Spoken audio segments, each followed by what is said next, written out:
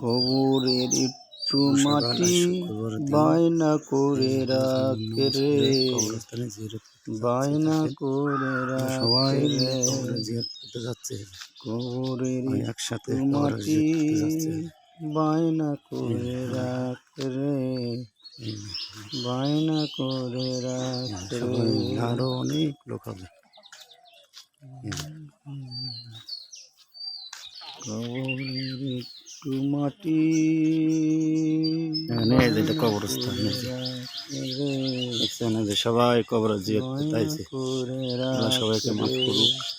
সবার দাদা দাদি নানা নানি সবাই আছে, আল্লাহ সবাইকে মাফ করুক। আল্লাহ বায়না করে রাখ রে, সবাই জিয়ারত করতে আসবে, সবাই করে রাখ রে।